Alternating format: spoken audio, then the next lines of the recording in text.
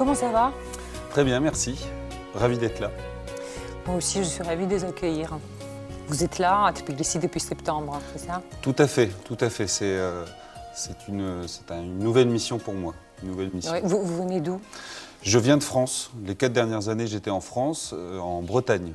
Vous êtes d'origine bretonne? Ma femme est d'origine bretonne, c'est ça qui m'a amené là-bas. Et donc, comment ça se passe alors? La Bah, Géorgie, écoute, alors, ça la se passe très bien. découverte, les enfants, le changement, comment c'est? Ça se passe très bien. La mission a commencé donc en septembre. Il fallait juste prendre ses marques pour ce nouveau travail. Mais la découverte, le pays est une vraie belle découverte. Tout se passe bien. Ah oui, oui, tout à fait, tout à fait. C'est un pays magnifique. Le travail fait que j'ai pas toujours le temps de découvrir autant que je voudrais, mais on a quand même des périodes de vacances et j'ai pu un peu découvrir la Géorgie. Alors, parlons de l'école. École française du Caucase. C'est une école qui existe en Géorgie depuis 2006. C'est ça. C'est ça. L'école est assez réputée. Mais avec le temps, il faut toujours le renouveau pour que la qualité reste et que ça continue. Donc vous êtes nouveau directeur de l'école. Alors c'est quoi votre vision? Qu'est-ce que vous voulez amener à cette école, en Géorgie surtout? Deux cultures sont extrêmement différentes, mais après il y a beaucoup de choses qui nous lient. Oui, tout à fait. Tout à fait. Bah, de toute façon, moi, la création de ce poste sur lequel je suis, déjà, c'était au départ pour pouvoir être directeur de l'école primaire, maternelle et élémentaire. L'école grandissant, il y avait la nécessité de quelqu'un qui se dédie spécialement à ça. Et donc, moi, je suis là pour continuer à développer tous les projets artistiques, pédagogiques, sportifs qu'on met en place dans l'école. Moi, ma vision, c'est d'essayer de continuer à la faire grandir autant que possible. À propos de ce que vous disiez sur la culture, c'est vrai que nous, on essaye d'amener en fait toutes nos valeurs françaises et européennes. Ouais. Ça, c'est important. Oui. C'est très important. Et la Géorgie a décidé d'aller avec les valeurs et en même temps aller vers l'Union européenne. Donc, c'est la présence de cette école. C'est assez important, je trouve, justement, pour diffuser et transmettre les valeurs européennes, les valeurs de droits de l'homme, toutes les valeurs de qualité qu'on aime en Europe, en Géorgie, aux enfants. Et donc, on vous en remercie pour ça. Combien d'élèves accueillez-vous à l'école? Actuellement, cette année, on en a 375. Ça a augmenté? Ça a augmenté, c'est en augmentation constante depuis la création de l'école. Ça a commencé avec quelques élèves dans une petite salle de l'Institut français et maintenant on en est à ce stade de 375 élèves de la petite section, donc les élèves de 3 ans, jusqu'au baccalauréat, qui est le diplôme de fin de lycée. Voilà, donc là on va parler de diplômes justement, des valeurs de ces diplômes, pourquoi c'est important.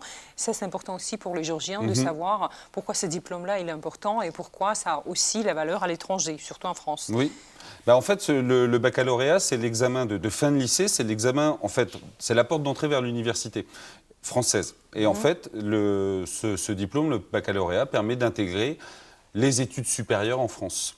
Comment vous avez cette approche avec les enfants géorgiens? Est-ce qu'au début, ce n'est pas un peu compliqué pour vous? Parce que la culture est différente, les enfants, il faut qu'ils vous reçoivent, ou en même temps, ils avaient déjà l'habitude, mais pour vous, alors, c'était comment? Écoutez, oui, c'est toujours une expérience de toute façon particulière d'arriver sur ces postes-là à l'étranger. Oui. La particularité des Géorgiens, c'est vrai que, en tout cas, c'est des enfants très vivants, émotionnels. Oui, voilà, très émotionnels, qui ont besoin d'un rapport proche avec leurs enseignants. Bon, nous, on essaye de faire en sorte que l'école soit une deuxième maison pour eux, qu'ils se sentent le plus à l'aise possible. On essaye de faire en sorte qu'ils travaillent un petit peu de notre point de vue, c'est-à-dire d'être très... on pense beaucoup en fait au développement de l'enfant sur plusieurs années. C'est ça. On voit notre accompagnement, on suit leur rythme. En fait, on suit le rythme. On n'a pas de chaque enfant. De chaque enfant. Ça, c'est important de dire ça parce qu'on ne suit jamais en Géorgie, donc c'est bien de le dire. Nous, on suit des cycles de 3 ans. Pendant ce temps-là, les enfants apprennent les choses à leur rythme. C'est aux professeurs à s'adapter à eux. Et ils les accompagnent dans leur parcours pour leur réussite scolaire. D'accord. Voilà. Donc ça, c'est une méthode qui a toujours existé. C'est une méthode qui se développe en France depuis plusieurs années. Voilà, la notion importante, c'est la notion de parcours. L'élève suit un parcours qui peut être légèrement différent de son voisin d'à côté. L'idée est vraiment de lui permettre d'acquérir les apprentissages à la vitesse qui est la sienne, à sa vitesse, et de pouvoir s'adapter au mieux à ses besoins, à ses capacités, à son développement. À partir de quel âge est-ce que vous avez le système d'orientation? À partir de quel âge? Vers quelle profession ils peuvent aller aussi? Alors, est-ce que vous faites ça? Est-ce que vous avez le groupe qui travaille justement avec les enfants pour ça?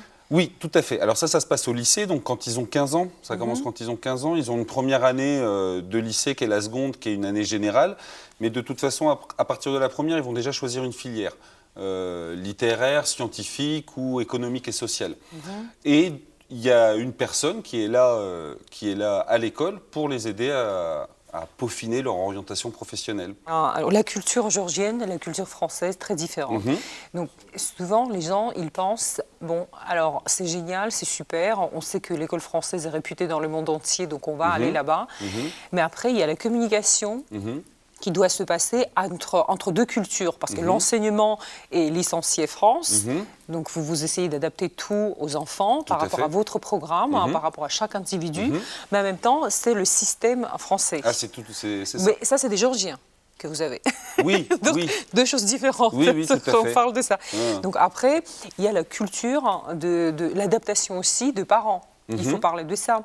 Oui. Est-ce que vous avez... Comment ça se passe en fait? Comment vous essayez de communiquer avec des gens qui sont quand même extrêmement attentifs à la famille, aux enfants? C'est comme à l'italienne, vous voyez, c'est beaucoup plus impliqué que de distance émotionnelle, par exemple. Bon, de toute façon, on a des moments, on a des moments dans l'année, on a une réunion de rentrée, où on va expliquer la façon dont va se dérouler une année. Chaque nouveau parent qui arrive à l'école, qui veut inscrire son enfant à une école, on va passer beaucoup de temps à le rencontrer, à lui expliquer la façon dont ça fonctionne. Moi, je sais que personnellement aussi, tout simplement, ma porte est toujours ouverte. On peut accueillir deux petits élèves de votre école. Avec c'est plaisir. possible. Avec Ces plaisir. deux petites filles qui voulaient venir aujourd'hui, je vous les ai proposées de venir. Est-ce que vous voulez parler avec votre directeur à la télévision par rapport à l'école? Ils étaient très contentes et ils voulaient être maquillées.